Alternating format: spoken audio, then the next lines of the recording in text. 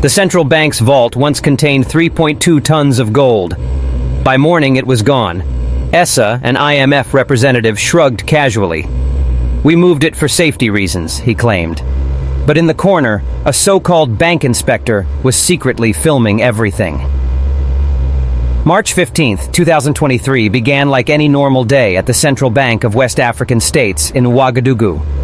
Armed soldiers stood guard at the gates, checking identifications. Staff members passed through multiple checkpoints, swiping their access cards. Nothing appeared unusual. Yet, buried deep in the basement, inside the ultra-secure chamber that safeguarded Burkina Faso's entire national gold stockpile, something extraordinary was unfolding. The massive vault door, a steel giant that demanded 3 unique keys and biometric scans to unlock, stood wide open. Inside, where 3.2 tons of gold bars should have been neatly arranged, each one valued at around $650,000, there was nothing. Only bare metal racks remained, carrying the faint odor of industrial cleaners. Staring at the emptiness was Richard Fontaine, senior director of the IMF's Africa division. Next to him, visibly shaken, stood Amadou Kabore, the bank's governor, his face drained of color. Just behind them, almost invisible, a junior inspector quietly snapped photos with a hidden camera embedded in his clipboard. No one noticed him. He had introduced himself as Moussa Traoré, a routine auditor from a regional office. His cheap suit and nervous manner made him forgettable, invisible to the powerful figures debating the fate of a country's fortune. What none of them realized was that this timid inspector was in fact Ibrahim Traoré, president of Burkina Faso himself, carrying out the riskiest undercover mission of his life. "This cannot be," Governor Kabore muttered, hands trembling as he clutched the inventory sheet. "Only last night I confirmed with my own eyes. All 3.2 tons were here. How could they vanish overnight?" Richard Fontaine glanced at his luxury Swiss watch and smirked coldly. "They didn't vanish, Governor. They were transferred for protection. Surely you received the order." Kabore's voice rose. "What order? I got nothing. This is our national reserve. You can't just—" "Actually, we can," Fontaine interrupted, producing a paper. "Under the IMF's structural adjustment loan terms, we hold emergency powers to safeguard member nations' assets during instability." But the sinister part was clear. Burkina Faso was not unstable. In fact, the nation was living through its calmest era in decades. The emergency was a complete fabrication, nothing more than cover for one of the greatest acts of sovereign plunder Africa had ever seen. Remaining in character, Ibrahim inched closer, making sure his hidden device captured every word, every page, every expression. He had suspected this trick when, just 3 days earlier, the IMF abruptly demanded a surprise, emergency inspection of Burkina Faso's finances. "Where is our gold now?" Kabore asked, voice breaking with anger. This was more than metal locked in a vault. It was the very foundation of the nation's currency, the guarantee of stability, the inheritance of generations yet to come. Fontaine's reply was chillingly casual. "In transit to secure facilities in Switzerland. Don't worry, everything is documented. You'll be issued certificates of deposit." "Certificates?" Kabore nearly shouted. "You've replaced our physical gold with paper?" "Digital records, actually," Fontaine corrected smoothly. "Far more efficient. Gold is outdated. Modern economies run on confidence, not on metal." Ibrahim clenched his jaw, forcing himself to remain silent. The arrogance, the disdain, the assumption that Africans would simply surrender their resources in exchange for empty promises, it made his blood burn. But he needed more proof. He needed to uncover just how far this conspiracy stretched. "I must make some calls," Kabore said, reaching for his phone. "I wouldn't advise that," Fontaine warned. "If word of this transfer leaks before it's finalized, it could trigger market panic. Do you want to be blamed for collapsing your own currency?" The warning was unmistakable. Remain silent or be held responsible for the chaos that would follow. It was the oldest manipulation strategy. Steal everything, then trap the victim into complicity by making them fear the fallout. Ibrahim watched as Kabore struggled with the impossible. The governor was an honest man, decent, yet crushed under forces far stronger than him. That was precisely why Ibrahim had gone undercover. He knew men like Kabore were under pressure and needed backing from the very top. "I need to see the authorization," Kabore finally demanded. Who approved this transfer? Fontaine calmly handed over another document. Ibrahim positioned himself to capture it clearly on his hidden camera. What he saw made his chest tighten. The signature at the bottom read, Paul Sawadogo, the finance minister. But Ibrahim knew instantly it was fake. Sawadogo had been in China for over a week on official duty. Minister Sawadogo signed this yesterday, Fontaine lied smoothly. He understood the urgency of safeguarding national reserves. But he's in Beijing, Kabore objected, voice shaking. Digital signatures, Fontaine replied coldly. Welcome to the 21st century. Before Kabore could respond, the room filled with 3 men in sharp, expensive suits. Ibrahim recognized them immediately from intelligence reports, senior executives of Swiss banks, the very institutions long accused of hoarding Africa's stolen wealth. Gentlemen, Fontaine greeted, is the transfer complete? The lead banker, Hans Muller, gave a firm nod. All 3.2 tons are now secured in our Zurich facility. The records have been filed with the bank for international settlements. Ibrahim's concealed camera caught Eve. Wry detail. This was undeniable proof of an international scheme to strip Burkina Faso of its reserves. But one question remained. What did they plan to do with the gold? The answer came quicker than expected. Mueller opened his leather briefcase and slid out a stack of documents. Now that the collateral is secure, we can proceed with the emergency loan package. What emergency loan? Kabore asked, his face tightening with confusion. The one your government will urgently require when your currency crashes tomorrow, Fontaine explained with a cruel grin. Without gold backing, the CFA franc will collapse. You'll need our emergency support to keep the economy alive. The full plan snapped into focus. They hadn't just stolen the gold. They had engineered a financial disaster to force Burkina Faso into desperate, exploitative loans. This wasn't assistance. It was economic warfare hidden beneath financial jargon. The terms are generous, Mueller added. Only 18% annual interest, with your mining rights pledged as extra collateral.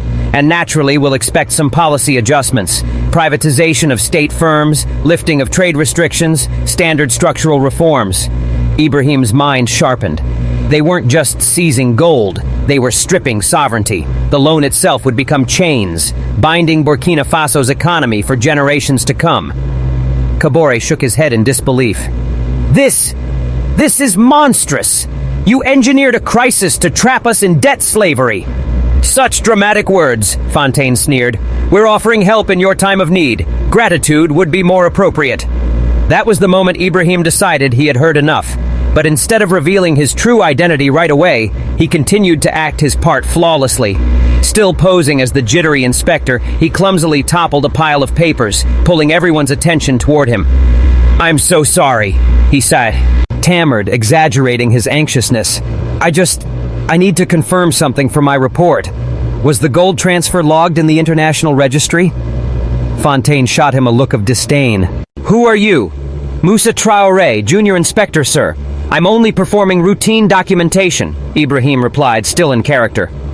Well, stop. This matter is above your clearance, Fontaine snapped. Actually, Ibrahim responded, keeping up the disguise, under WAMU regulations, every transfer of sovereign reserves must be witnessed and recorded by a certified inspector. I'm simply following procedure. Fontaine waved his hand dismissively. Fine! Document whatever you want. It makes no difference. Ibrahim pulled out official-looking forms, pretending to take notes while in truth capturing more photographs. What he needed were names, account details, transfer routes, everything required to undo this theft and bring those involved to justice. Could I have the exact time of the transfer? He asked innocently. For the official record. Mueller glanced at his phone. 2:47 a.m. local time. The convoy left through the service entrance. Convoy? Ibrahim pressed. How many vehicles? 3 armored trucks with a military escort, Mueller answered, clearly irritated. Is this really necessary? Just being thorough, Ibrahim apologized softly. And the flight details? I assume the gold was transported to Switzerland? Fontaine's eyes narrowed suspiciously. You're asking a lot for a junior inspector. Ibrahim feigned nervousness again. I'm sorry, sir. This is my first sovereign transfer. I only want to make sure everything is recorded properly. My supervisor is extremely strict. The ruse worked.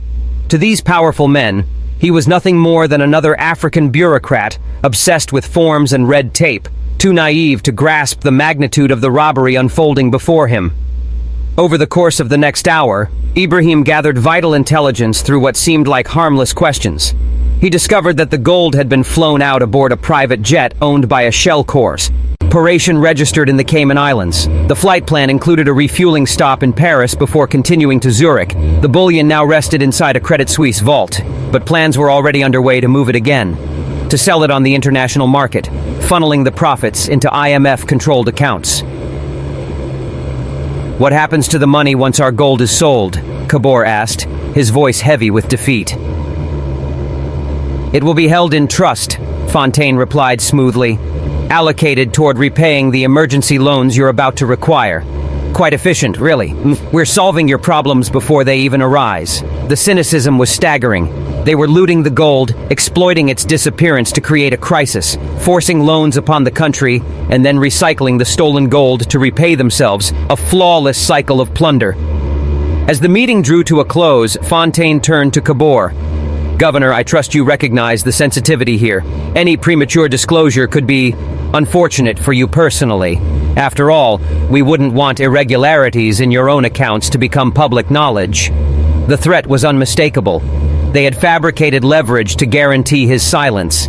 This was how the machinery worked: compromise the officials, control them through blackmail, and ensure obedience.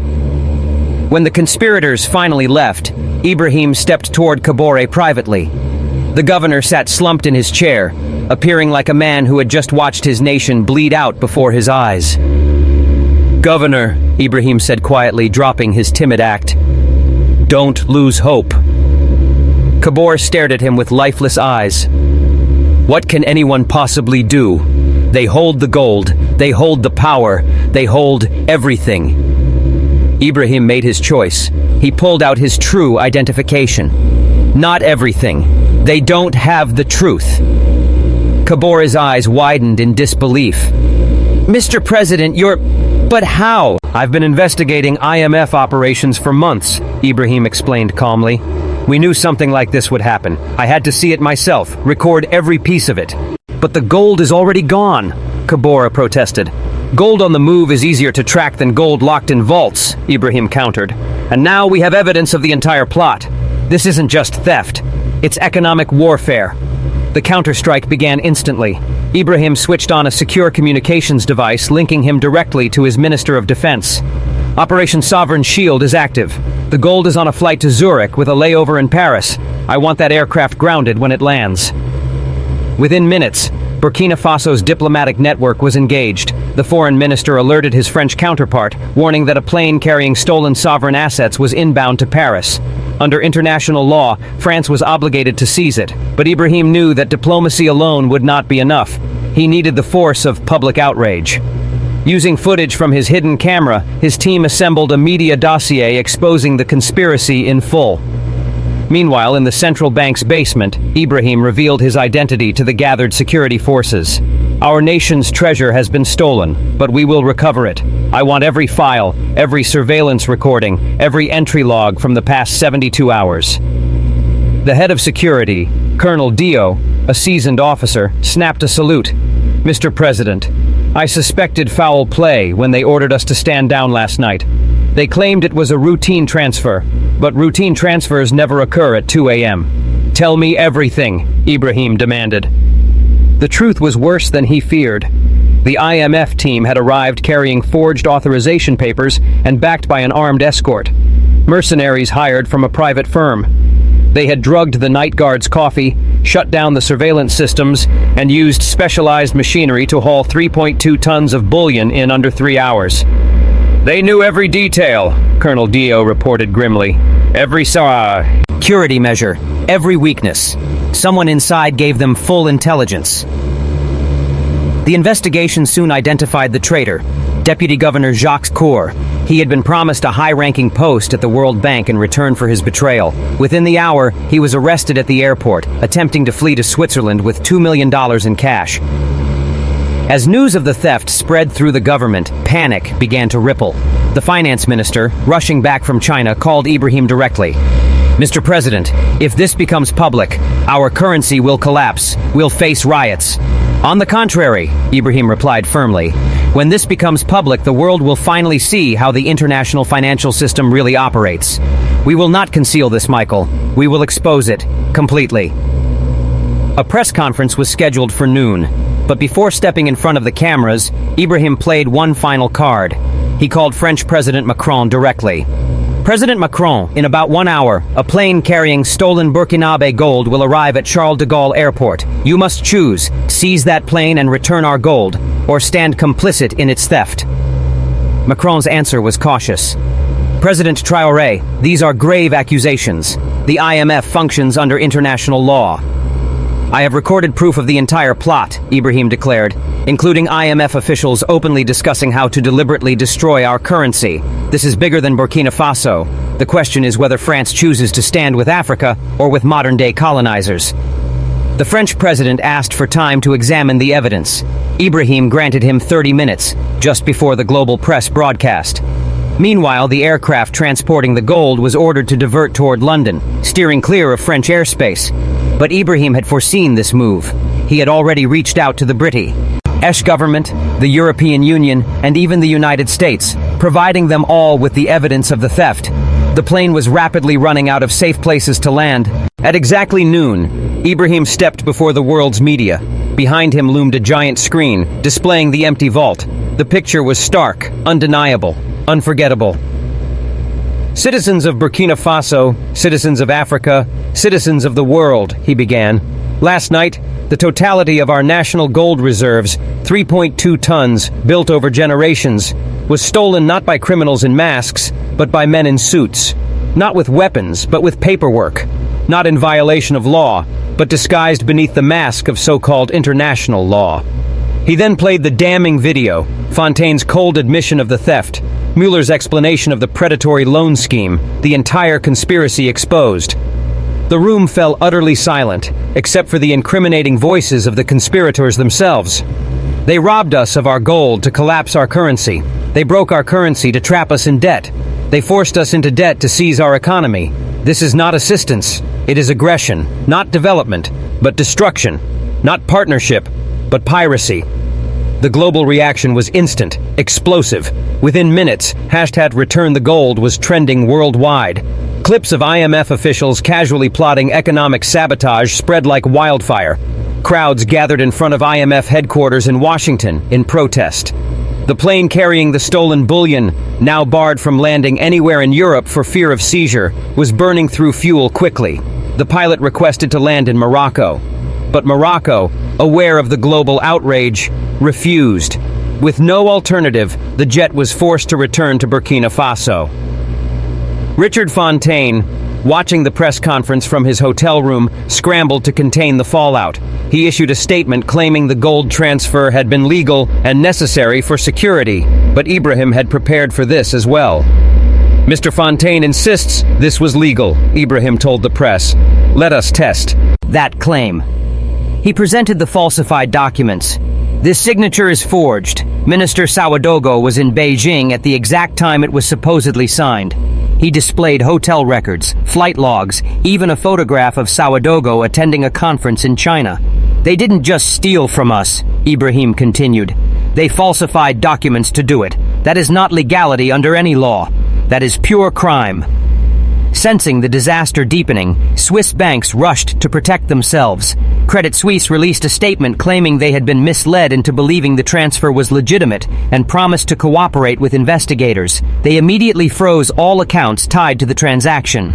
Hans Mueller, attempting to flee to Switzerland, was arrested at Ouagadougou Airport. In his luggage, investigators uncovered something explosive: a hard drive containing records of similar thefts in 12 other African nations. Burkina Faso's stolen gold was not an isolated case. It was part of a coordinated campaign to strip Africa of its reserves. The evidence revealed Ghana, 5.7 tons of gold, relocated for security. Mali, 2.1 tons, shifted for stabilization. Niger, 1.8 tons, moved for protection. Chad, 2.4 tons, secured against terrorism. In total, more than 20 tons of African gold had been taken under similar pretexts across 5 years, worth over $1.3 billion at current market prices. Ibrahim immediately relayed the findings to fellow African heads of state. Within hours, the African Union convened an emergency summit.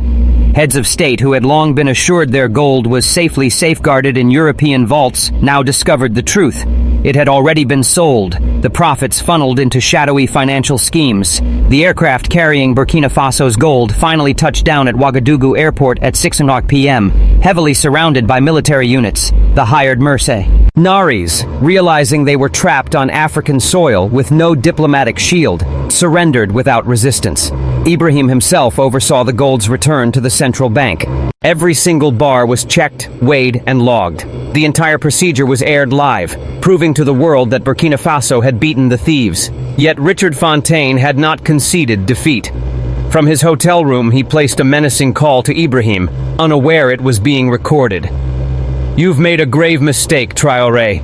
The IMF wields tools you can't comprehend. We'll crush your economy, isolate you globally. No one will lend you money or trade with you. You'll be begging for our aid within a month." Ibrahim's reply was steady.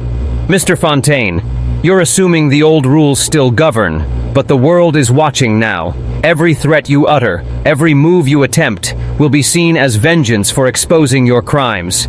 You've already lost your greatest weapon, secrecy." The following morning, Fontaine was captured while attempting to flee the country with a fake diplomatic passport. Inside his hotel suite, investigators uncovered files outlining a massive scheme called Operation Golden Leash, a master plan to strip African nations of their gold to preserve foreign control over currencies. The blueprint was chilling in both scope and arrogance. It described how to fabricate financial crises, pressure governments into pledging gold as collateral, sell that gold to bankroll private agendas, funnel the proceeds into political influence, and maintain permanent economic domination. One memo stood out above the rest. Drafted a decade earlier, it bluntly declared, "Physical gold sitting in African vaults represents uncontrolled wealth. This must be corrected. We recommend a gradual transfer of all African reserves to secure facilities where proper oversight can be guaranteed." The racism was barely hidden. Proper oversight meant Western oversight. Secure facilities meant European vaults. Gradual transfer meant systematic looting. The trial of Richard Fontaine soon became a worldwide spectacle held in Ouagadougou and broadcast across the globe. For the first time in history, an IMF official was prosecuted for economic crimes against humanity. The case, led by prosecutor Maitre Salamata Arago, was presented with precision. The defendant had not merely stolen gold, he had weaponized poverty. He had twisted the idea of economic aid into economic assault. He had turned the trust given to international institutions into a tool for plunder. Fontaine's defense revealed much. He insisted he was simply following IMF protocols, that shifting reserves was routine procedure, and that African nations had agreed to such rules when joining international finance bodies. But Ibrahim himself took the stand. "Mr. Fontaine told us our gold was being moved for security." Security from what? The only danger to our gold came from him. He manufactured the threat he pretended to shield us from. The proof was undeniable. Email exchanges showed Fontaine discussing strategies to harvest African gold. Bank statements exposed $50 million in personal kickbacks over 5 years. Witnesses from within the IMF confirmed this was not rogue behavior, but institutional practice. The most damning blow, however, came from an unexpected witness. Fontaine's own daughter, Marie, an employee at the World Bank. "My father raised me to believe we were helping Africa grow," she sobbed. "But I discovered we were nothing more than refined thieves. Every loan, every policy, every so-called aid package was engineered to extract wealth, never to build it." She presented internal World Bank files demonstrating how stolen African gold had been used as collateral for loans to European corporations. African wealth was literally financing its own exploitation. After a 2-week trial, the verdict was announced. Fontaine was convicted of theft of sovereign assets, forgery of official documents, economic sabotage, conspiracy to destabilize a nation, and crimes against economic sovereignty. He received a sentence of 40 years hard labor, specifically in gold mines, so he could personally experience the toil that produced the wealth he had stolen. The international impact was enormous. The IMF Board of Directors, confronted with global outrage, declared a full review of all African operations. Several high-ranking officials resigned in disgrace. Policies that had governed the institution for decades were suddenly under scrutiny. More importantly, African nations began coordinating a united response. The African Union launched the African Monetary Fund, explicitly created to provide financial assistance without compromising national sovereignty. Its initial capital came from unexpected allies, China and Russia, eager to reduce Western control over African finances. But Ibrahim knew this was only the start. At a summit in Addis Ababa, he addressed his fellow African leaders.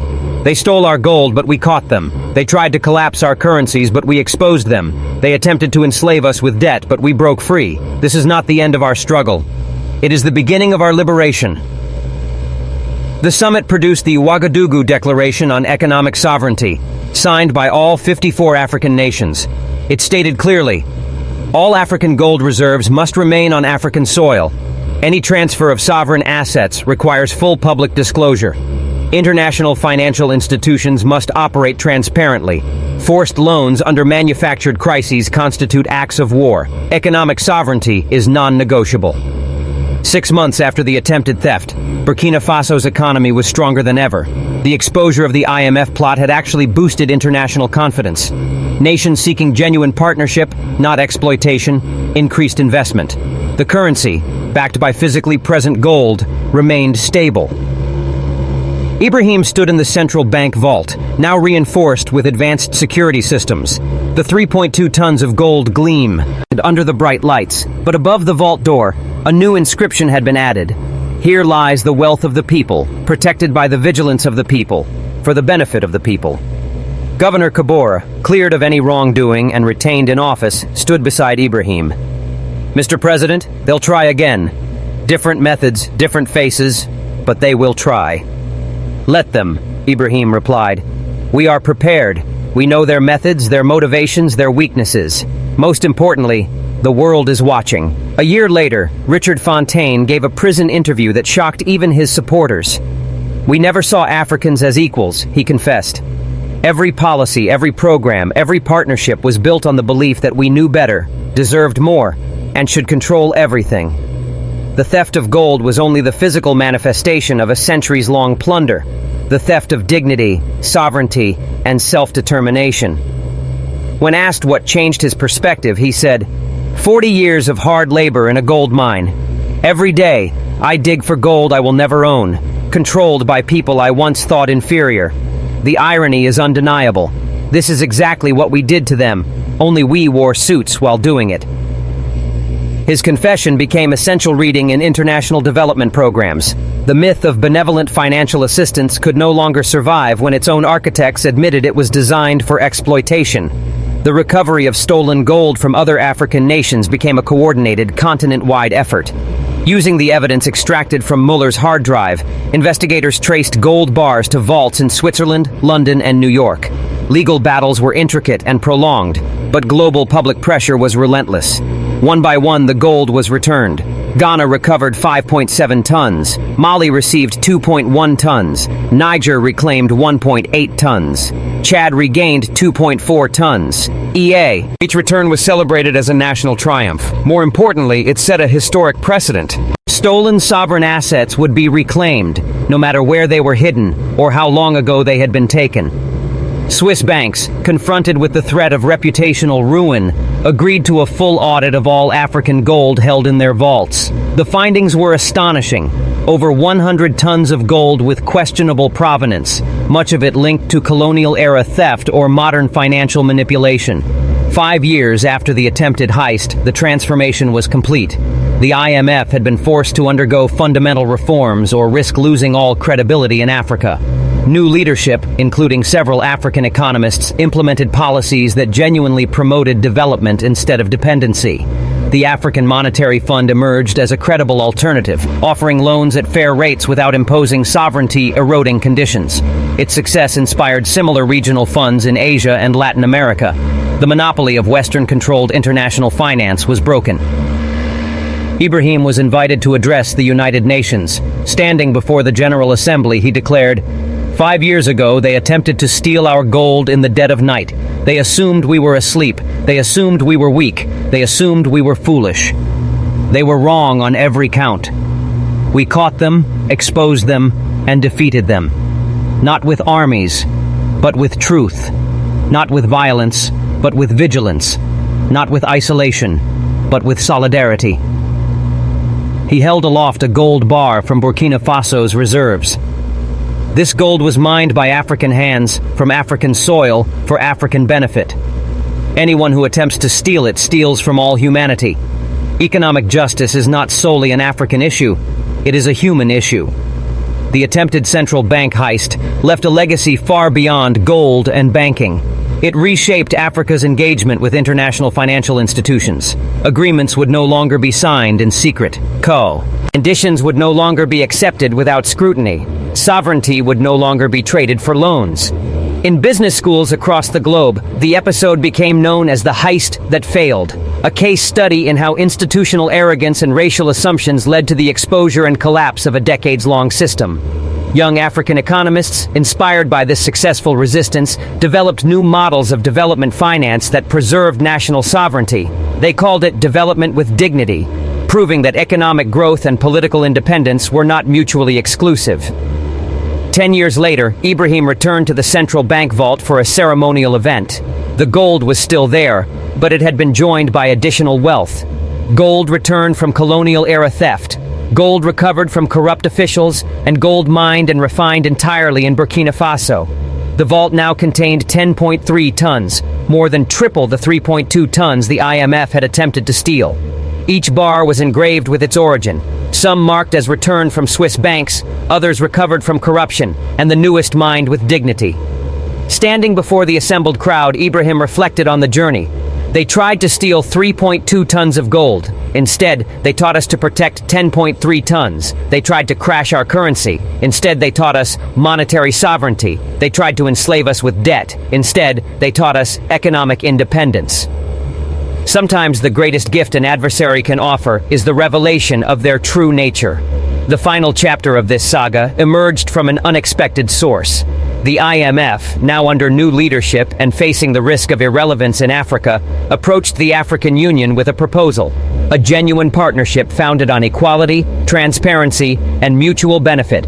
The terms were groundbreaking. All IMF operations in Africa would be co-managed with African economists. No conditions would compromise national sovereignty. Complete transparency would govern all transactions. African nations would hold veto power over policies affecting them, along with reparations for past exploitation. It took 2 years of negotiation, but eventually a new framework was established. The signing ceremony took place in the very room where Fontaine had first announced the theft of Burkina Faso's gold. Ibrahim, now an elder statesman, was invited to speak. His words were simple yet profound. This agreement does not erase the past, but it offers a different future. A future where assistance means assistance, not assault. Partnership means partnership, not piracy. Development means development, not dependency. He paused, scanning the young faces before him. The next generation of African leaders, economists, and activists.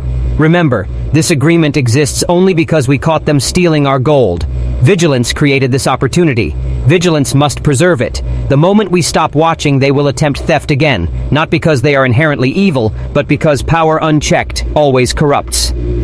Today, the Central Bank of Burkina Faso stands not merely as a financial institution, but as a monument to resistance. Guided tours educate students, showing them the vault where the heist was attempted, the office where Ibrahim went undercover, and the conference room where the conspiracy was revealed.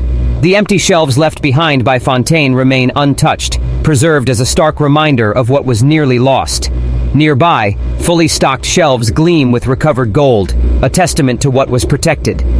Above the bank's entrance, a new inscription declares, "Our wealth is our sovereignty. Our sovereignty is our freedom. Our freedom is non-negotiable." Every employee reads these words. Every visitor sees them. Every potential thief is warned. The security system has been modernized, but the greatest safeguard is psychological. Everyone knows that another Ibrahim Traoré could be among them, observing, recording, ready to expose any attempt at theft. In his memoirs, Ibrahim reflected on that morning in the empty vault. Standing there, seeing our national treasure gone, I felt the weight of history. How many times had this happened before? How many African leaders had stood powerless before empty vaults? But I had what they did not: the ability to record, to expose, and to rally the world. Technology and transparency became our weapons against an age-old form of theft. He concluded, "They thought they were stealing gold. They were actually stealing our fear. By exposing them, we reclaimed not just our gold, but our courage. And courage, unlike gold, multiplies when shared." The attempted heist of Burkina Faso's gold reserves became a defining moment in African economic history. It marked the point when systematic institutional theft was not only resisted but reversed, when international financial manipulation was not just revealed but punished, when economic sovereignty was not merely declared but defended. And it all began with a bank inspector in the corner, secretly recording as criminals in suits discussed their crimes, oblivious that the quiet man with the clipboard was the president of Burkina Faso, and that their words would reverberate around the world, ending an era of impunity and ushering in an age of accountability. The gold they had attempted to steal now rested securely in Burkina Faso's vault, shining as a testament to a simple truth: theft is theft. Whether carried out by individuals or institutions, whether enforced with guns or executed with documents, whether committed by criminals or corporations, the principle remains the same. Sometimes, all it takes to stop a heist is one person with the courage to record the crime and the foresight to expose it to the world. Yet the story was far from finished. As Richard Fontaine sat confined in his holding cell, he placed a desperate call to someone even more powerful than himself: David Rothschild, the shadowy director of the Bank for International Settlements, the central bank of central banks. This man controlled more wealth than most countries and had orchestrated financial coups across 3 continents. "David, the operation failed," Fontaine whispered urgently. "Traoré was posing as an inspector. He has everything on video." A long pause followed before Rothschild replied from his office in Basel, Switzerland. "How much does he actually know?" "Just the Burkina Faso operation. But if they dig deeper, they'll uncover the entire network." Rothschild's voice hardened. 20 years of operations across Africa, Asia, and Latin America. Trillions in stolen reserves. This cannot be allowed to surface. What neither Fontaine nor Rothschild realized was that Ibrahim had anticipated this very call. Fontaine's cell was under surveillance, and every word was being recorded by Burkina Faso's intelligence services. This conversation would become the key to unraveling a global conspiracy, one that made the Burkina Faso heist appear minor in comparison. 3 hours after the gold was returned, Ibrahim received an encrypted message on his secure phone. It came from someone identifying themselves only as Cassandra, a whistleblower inside the Bank for International Settlements. "President Traoré, what has happened to your country is happening worldwide. I have proof of a coordinated plan to steal gold reserves from 47 developing nations. Meet me in Geneva. Trust no one from the international banking system. They are all compromised." Ibrahim knew it could be a trap, but the chance to expose a global conspiracy was too critical to ignore. He assembled a small, elite team of his most trusted operatives and prepared for a covert journey to Switzerland. Meanwhile, in Basel, Rothschild convened an emergency meeting of what insiders referred to as the Committee, representative. As from the world's most powerful financial institutions, the gathering took place in an underground bunker beneath the BIS Tower, a room that officially did not exist. "Gentlemen," Rothschild began, his voice as cold as a Swiss winter, "the Burkina Faso situation threatens to expose Operation Prometheus. 20 years of work could unravel because of one African president playing detective." The room contained 12 men who collectively controlled roughly 15 trillion in assets. They represented central banks, investment funds, and institutions unknown to the public, yet they effectively ran the global financial system. "What do you propose?" asked the Federal Reserve representative. "Extreme measures," Rothschild replied. "Economic assassination. We will crash Burkina Faso's economy so thoroughly that Traoré will be too consumed with managing chaos to investigate further." The European Central Bank representative leaned forward. "The nuclear option. The one never used since Argentina in 2001. "Desperate times," Rothschild said. "Here's the plan. A simultaneous attack on multiple fronts. Currency speculation, commodity price manipulation, credit rating sabotage, and trade embargoes. Within 72 hours, Burkina Faso will be in economic freefall." But Ibrahim was already 2 steps ahead. Before departing for Geneva, he had initiated Operation Shield Wall, a series of defensive economic measures specifically designed to counter this scenario. He had meticulously studied every modern economic attack in history and prepared precise countermeasures for each. First, he temporarily shut down currency exchange markets, stopping speculation in its tracks. Second, he arranged emergency currency swap agreements with China and Russia, securing alternative reserves. Third, he nationalized all foreign-owned assets as collateral against potential economic attacks. Fourth, he released the complete video evidence to global media, ensuring that any assault on Burkina Faso would be instantly recognized as retaliation. The meeting with Cassandra took place at a small cafe near Lake Geneva. She revealed herself as Dr. Sarah Mitchell, a senior economist at the BIS who had spent 5 years documenting the systematic looting of developing nations' reserves. "Mr. President," she said, sliding an encrypted hard drive across the table. "This contains everything: meeting recordings, transfer documents, the names of every official involved. It's not just gold, silver, platinum, rare earth minerals, even national art treasures have all been siphoned. They've been systematically stripping the developing world of tangible assets and replacing them with worthless paper." Ibrahim examined the files on a secure laptop. What he discovered was staggering. Venezuela, 31 tons of gold held for safekeeping but secretly sold. Libya, 143 tons of gold vanished during the civil war, traced to European banks. Ukraine, gold reserves evacuated for security never returned. Philippines, Marcos gold recovered, but other holdings stolen by the CIA. Iraq, national gold liberated during the invasion, distributed to coalition banks. The total theft surpassed 2,000 tons of gold, worth roughly $120 billion at current market value. But gold is just the beginning, Sarah pointed out, showing another file. They've designed a system where developing nations can never truly own their wealth. Everything is held in trust by Western institutions. The moment any country attempts independence, its assets are frozen, stolen, or legally confiscated. The evidence was so explosive that Ibrahim realized he could not tackle this alone. Allies were necessary. But who could be trusted? Most world leaders were either complicit or compromised. He resolved to contact the few leaders who had successfully resisted the system, the presidents of Russia, China, and Iran. The clandestine summit took place in Tehran, far from Western intelligence surveillance. As the 4 leaders reviewed the evidence, the atmosphere crackled with both anger and opportunity. "This is our chance," said the Iranian president. "We can expose the entire Western financial system as a criminal enterprise." The Chinese president was more cautious.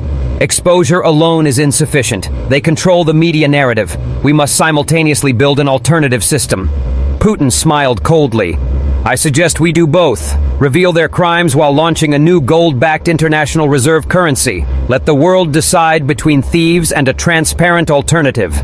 Ibrahim agreed, "But we need more than just the 4 of us. The entire developing world must unite." The plan they devised was audacious.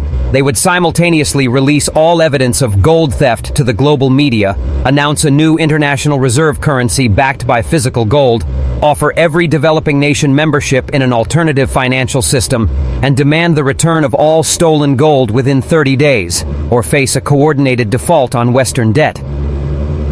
But Rothschild's network was not idle. They had activated Protocol 7-, the most extreme economic warfare protocol ever deployed. Within hours, Western banks froze accounts linked to the 4 nations, credit ratings were slashed to junk status, trade ships were blocked from ports, SWIFT payment systems were cut off, and cryptocurrency exchanges were pressured to block transactions. The economic war had begun, but this time, the developing world was ready to fight back. In Ouagadougou, the consequences were immediate. Supermarkets experienced panic buying as citizens feared impending shortages. The national currency plunged 20% on black market exchanges. International flights were abruptly cancelled as foreign carriers withdrew operations. Yet Ibrahim addressed the nation with calm authority. They want you to panic. They want you to plead for their assistance. But remember, we possess our gold. We control our resources. We have each other. They are cutting us off from their system, but their system was always built to exploit us. This is not a crisis. It is an opportunity for genuine independence. He announced emergency directives, food and fuel rationing to ensure everyone had sufficient local currency for domestic transactions, barter trade arrangements with neighboring countries, and the mobilization of national resources to achieve self-sufficiency. The public's response was remarkable. Rather than succumbing to panic, citizens showed resolve. Communities organized mutual aid systems. Farmers expanded production. Everyone understood they were waging an independence war, fought with economics instead of bullets. Meanwhile, Sarah Mitchell had gone into hiding, yet she continued leaking classified documents. The newest release revealed an even more sinister plot, the Harvest Protocol. According to the documents, the ultimate objective wasn't merely gold theft. It was a global economic reset, designed so that only nations holding physical assets would survive. The Western elite were stockpiling gold, land, and vital resources while coercing all other nations into digital currencies they could control or erase at will. One document stood out sharply.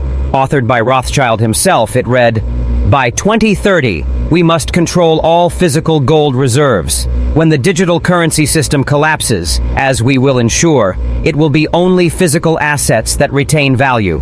Nations without gold will cease to exist economically and will accept any terms for survival. This is our method to achieve permanent, irreversible control." Ibrahim realized the stakes were higher than mere theft. They were facing a deliberate, calculated global economic genocide. The counterstrike commenced at dawn on April 1, 2023. In a coordinated operation, 53 developing nations simultaneously defaulted on all Western debt, approximately $4 trillion. And they nationalized Western corporate assets, demanded the return of stolen gold and resources, and formally joined the newly created gold reserve currency, GRC. The Western financial system plunged into immediate crisis. Stock markets collapsed 30% within minutes. Major banks teetered on insolvency as their holdings of developing nation debt became worthless. Pension funds invested in emerging market bonds suffered 70% losses. The true shock arrived when China announced it would exclusively accept the new gold reserve currency for its exports. Suddenly, Western nations could not purchase Chinese goods without first acquiring GRC, backed by actual physical gold. Rothschild convened an emergency committee meeting. "This is economic rebellion. We must crush it immediately." But the Federal Reserve representative delivered devastating news. "We cannot. Our gold reserves, the ones we claim to hold, an audit would reveal we've rehypothecated them multiple times. We don't actually possess the physical gold we advertise." Silence fell across the room. The dirty secret of Western finance was exposed. Hundreds of paper claims existed for every ounce of physical gold. Their entire system was a Ponzi scheme, dependent on endless expansion and exploitation to survive. In Geneva, massive protests erupted as Swiss citizens learned their banks were holding stolen African gold. Facing global isolation, the Swiss government agreed to an immediate audit of all vault holdings.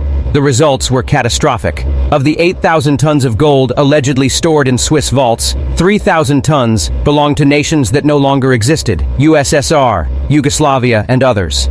2,000 tons had unclear ownership with multiple conflicting claims. 1,500 tons were definitively traced to colonial theft. Only 1,500 tons had legitimate, clear ownership. The Swiss banking system, built over centuries on hoarding stolen values, now faced an existential crisis.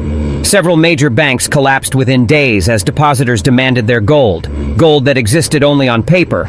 Ibrahim, now recognized as a leader of global economic resistance, addressed the United Nations. But this session was unprecedented. It was an emergency convening with every world leader present or watching remotely. For centuries, he began, a small group of people in a few cities, London, New York, Zurich, have decided the economic fate of billions. They created systems that appeared helpful, but were fundamentally extractive. They offered loans that created dependency. They stole our gold and replaced it with paper. They controlled our currencies and, with them, our sovereignty. He held up a single gold bar. This represents real value, created by real labor from real resources. They replaced this with numbers in computers, papers with signatures, promises they never intended to keep. Then he did something unprecedented. He walked off the podium and handed the gold bar to the representative from Haiti, the first nation to defeat colonial slavery. This gold belongs to all of us who have been exploited. Today we reclaim not just our gold, but our right to determine our own economic future. The Western response was frantic. Military threats were issued. NATO forces mobilized. Aircraft carriers moved toward African coasts. But something unexpected occurred. Soldiers began refusing orders. In France, military units declared they would not attack African nations fighting for economic justice. In Britain, the Royal Navy experienced its first mutiny in centuries, as sailors refused to threaten former colonies. In America, veterans organizations publicly declared solidarity with nations seeking freedom from financial imperialism. The military option collapsed when generals realized their own troops would not fight to preserve banker exploitation.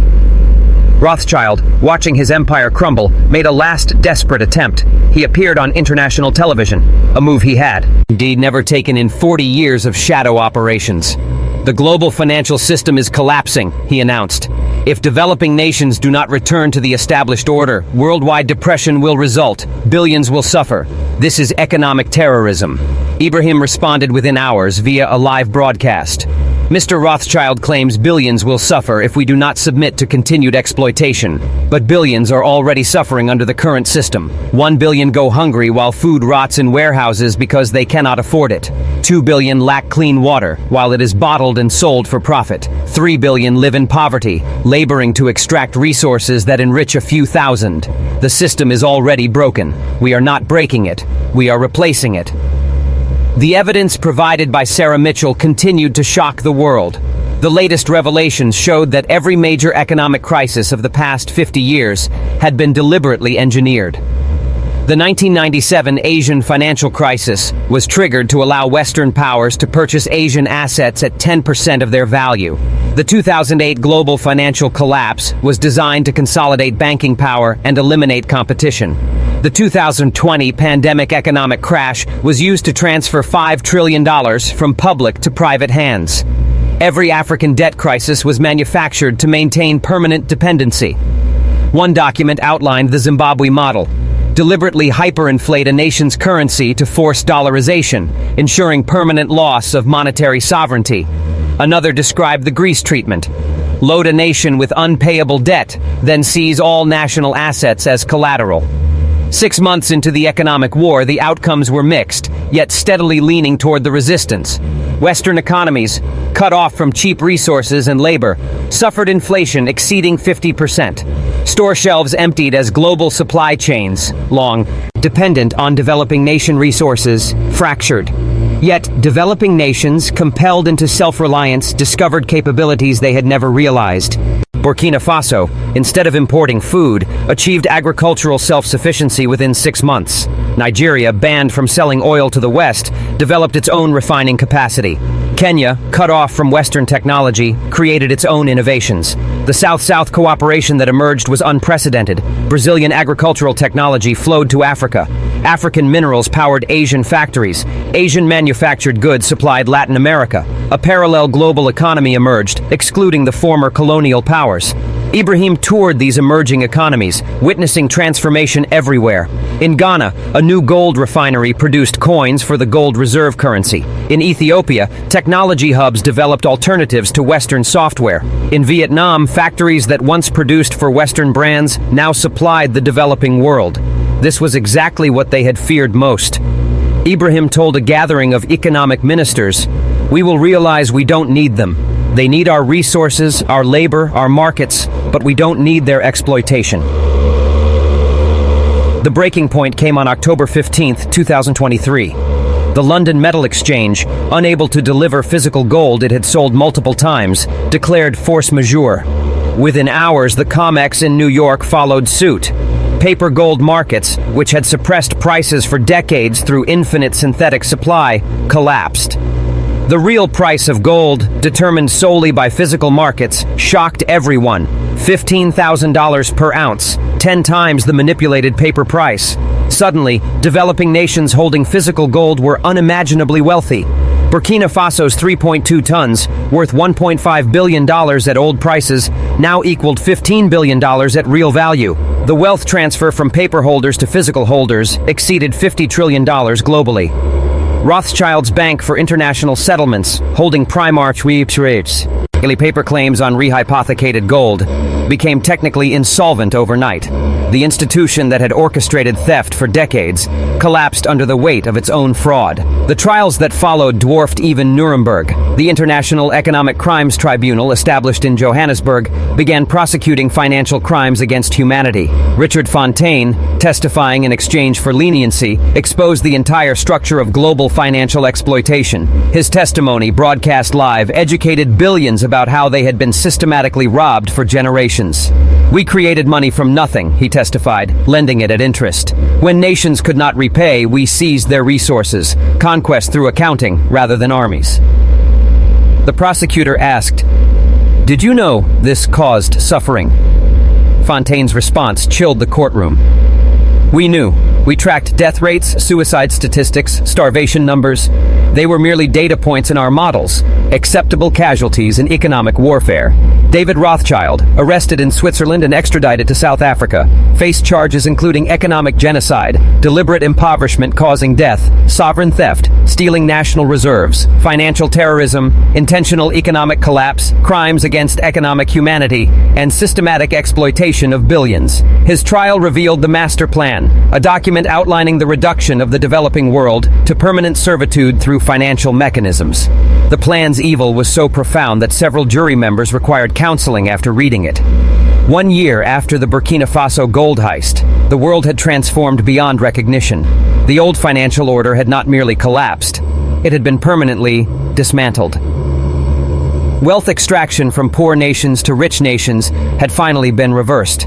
Ibrahim, now serving as chairman of the newly established International Economic Justice Council, presided over the largest wealth restitution in recorded history. Trillions of dollars in stolen assets were identified, recovered, and returned to their rightful owners. The ceremonial event marking the return of the last tranche of stolen gold was held in Ouagadougou. Representatives from every formerly exploited nation gathered as 2,000 tons of recovered gold were distributed according to historical records of theft. "This gold," Ibrahim declared, "symbolizes more than mere metal. It represents justice delayed, but never denied. Truth suppressed, but never destroyed. Dignity stolen, but now restored." The transformation of individual nations was remarkable. African countries achieved universal health care within 3 years. Latin American nations eradicated illiteracy within 5 years. Asian countries established innovation hubs surpassing Silicon Valley. Middle Eastern nations diversified beyond oil with remarkable success. Former colonial powers, compelled to compete fairly for the first time, discovered their economies were not as advanced as they had assumed. Deprived of cheap resources and exploited labor, they struggled to adapt.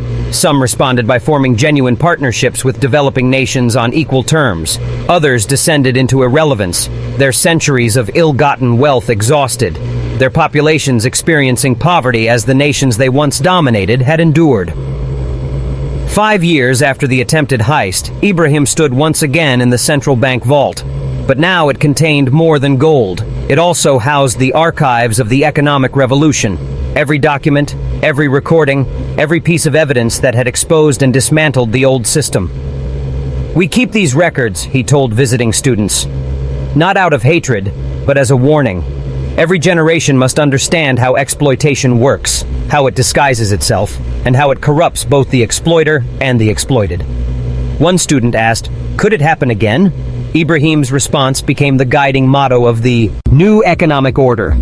"Only if we forget that wealth without ethics is theft, power without justice is tyranny, and any system that impoverishes many to enrich a few is not economics, but crime." The final chapter of this saga came from an unexpected source. David Rothschild, now serving a life sentence, authored a confession that shocked even his own prosecutors. We believed we were gods of finance, masters of the universe. We moved trillions with keystrokes, destroyed nations with algorithms, enslaved continents with compound interest.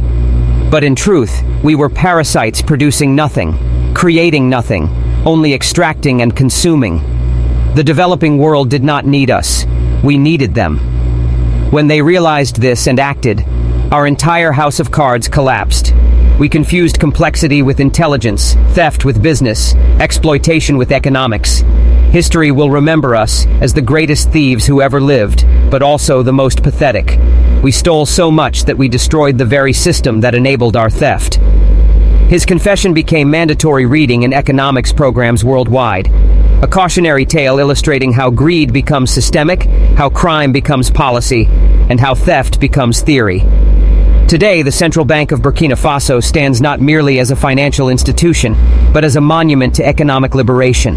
The vault that had once been emptied by thieves in suits now contains the wealth of a fully independent nation. Above the gold, a simple plaque reads, "Here, on March 15th, 2023, they stole our gold. Here, on March 16th, 2023, we began reclaiming our freedom. Here, on March 15th, 2028, we completed our economic independence. Let no future generation forget that vigilance is the price of sovereignty." In economics textbooks worldwide, the Burkina Faso moment is taught as the turning point when the developing world ceased developing according to others' plans and began determining its own destiny. It all started with an empty vault, a hidden camera, and a president courageous enough to expose criminals who thought themselves untouchable. The gold was recovered, but more importantly, the truth was revealed. That truth transformed not just a nation or a continent, but the entire global economic order, proving that sometimes the greatest heists are stopped not by force, but by exposure, not by violence, but by vigilance, not by accepting exploitation, but by recording it and revealing it to the world.